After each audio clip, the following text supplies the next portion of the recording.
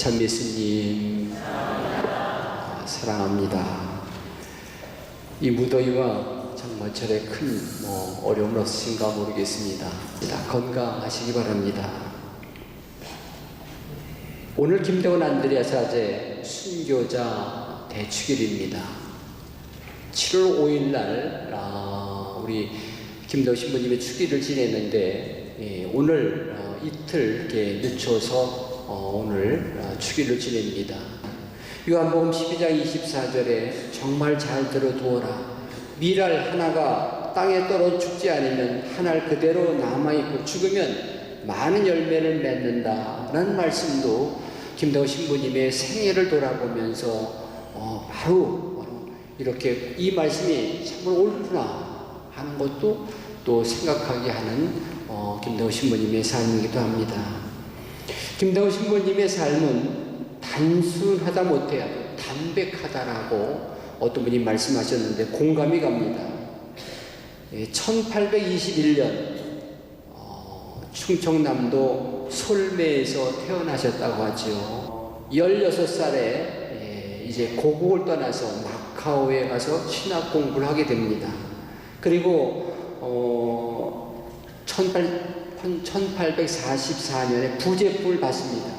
그리고 그해 1월 달에 선교사를 입국시키기 위해서 그 루트를 마련하기 위해서 잠시 귀국을 합니다.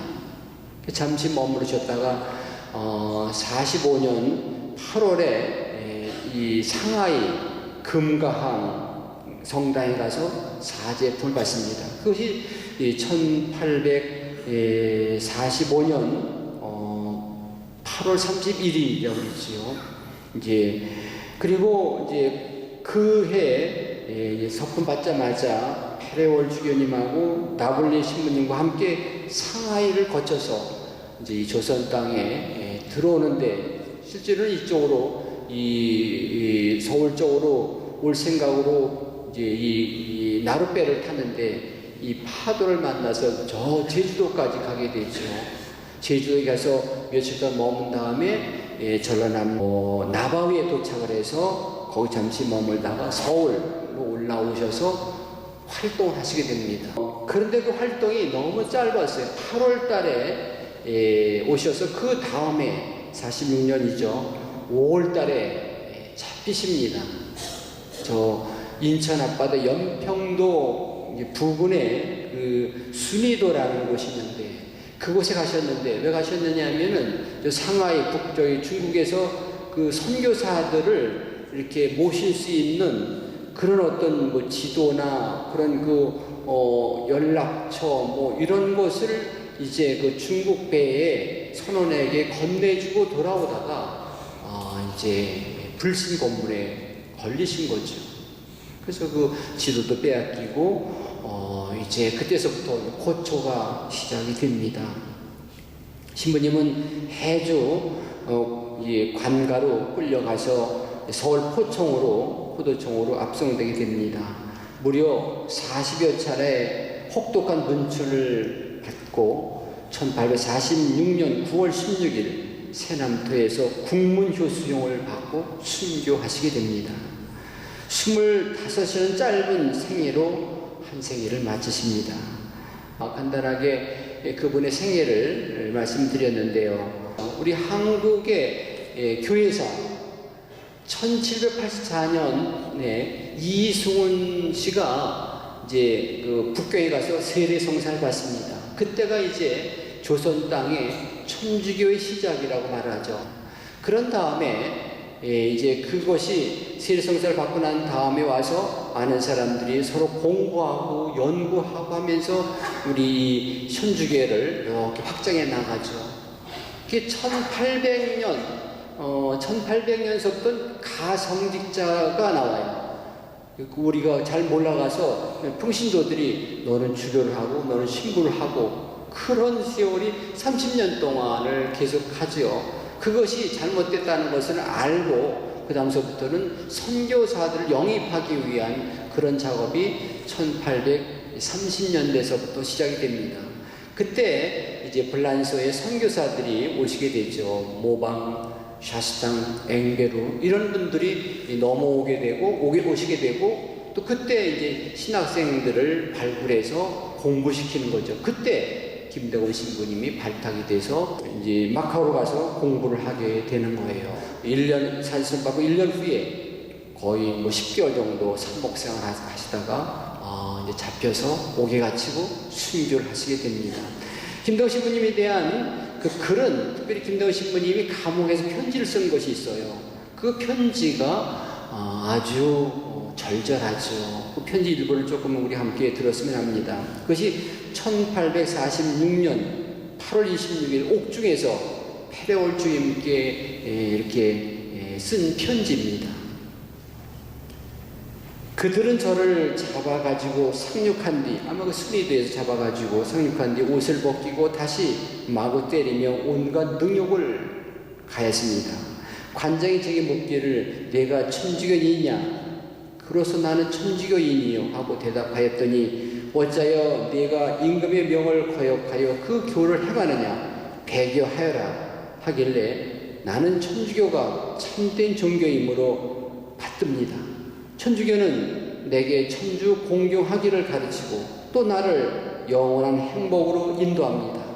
내게 배교하라는 것은 쓸데없는 말입니다. 라고 대답하였더니 주리를 들고서 관장이 또 말하기를 내가 배교하지 않으면 때려 죽이겠다 하기에 마음대로 하십시오. 그러나 결코 나는 우리 천주를 배반할 수 없습니다. 우리 교회의 진리를 알려거든 들어보십시오. 내가 공경하는 천주는 천지와 사람과 만물을 조성하는 분이요 착한 이는 상 주시고 악한 자를 벌하시는 분입니다. 그래서 누구나 다 그를 공경하여야 합니다. 관장께서 내가 천주를 사랑하기 때문에 이런 형벌을 당하게 해주시니 관장께 감사합니다. 그리고 우리 천주님이 이런 은공을 갚고자 당신을 더 높은 관직에 올려주시기를 바랍니다.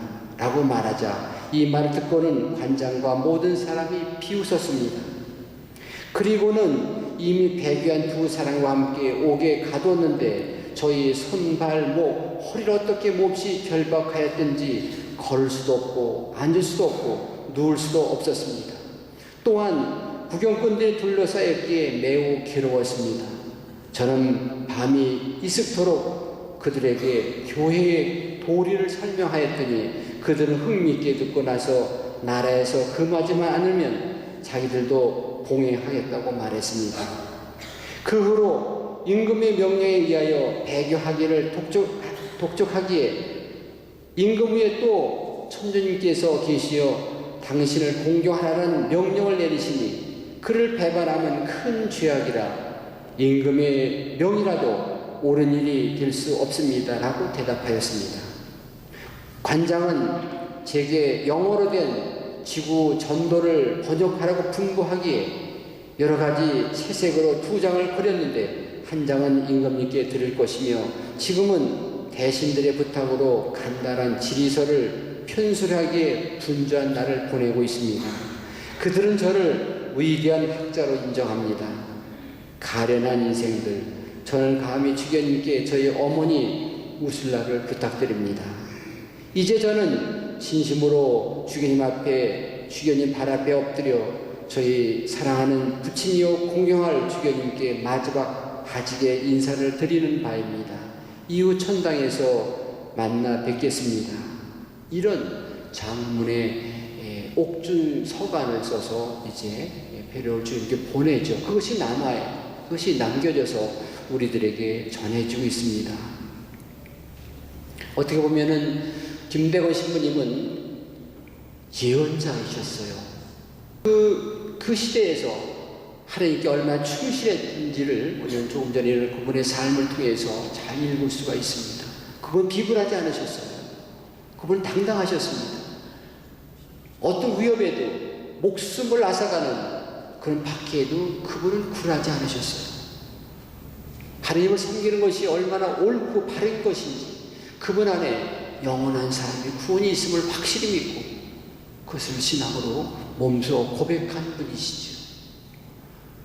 어쩌면 그분의 이런 담대한 신앙 고백이 그 이후에 그런 모습을 이렇게 뭐 들었거나 또 이렇게 전해 들은 후손들이, 우리들이 이 시대에 정말 그게 버금가는 그런 훌륭한 신앙생활을 하고 있지요. 우리 한국 사람들이 얼마나 그 믿음이 담대하고 굳건하고 열정 어린 그런 복음을 전하고 있는지 세계가 다 인정하고 있습니다. 그런 것들이 바로 이 김대곤 신부님의 그런 담대한 신앙 고백 때문이 아닌가라는 생각을 합니다. 우리는 생각합니다. 때로는 우리들이 너무 안이하게 신앙생활을 하는 것은 아닌가. 내 편리한 대로 또 조금만 적당히 타협하면서 하는 그런 신앙생활 아닌가 하는 것을 반성하게 합니다. 그래서 오늘 김대곤 신부님의 옥중소관 안에서 드러난 그분의 그 당시에 그 처지에서 어떻게 신앙 고백했는지 그런 것들을 또 마음에 새기면서 잠시 이렇게 기도하고 싶습니다. 주님, 혹독했던 예언자들의 삶에 비길 때 저희는 너무 편하게 살아가고 있는 것은 아닌지요. 혹 비난이나 번거로움이 두려워 주님께서 저희에게 맡기신 말씀을 제 안에 가둬두고 적당히 타협하며 살고 있는 것은 아닌지요. 성 김대곤 안드레아 옥중성을 읽으며 무사안일하게 성당만 왔다 갔다 하는 저 자신이 괜스레 부끄러워집니다. 주님, 저희들로 하여금 더 뜨거운 열정으로 말씀을 전하며 더 큰 희생으로 복음을 증거하고 더 큰 용기로 이 시대의 박해를 감당하게 하여 주소서. 아멘.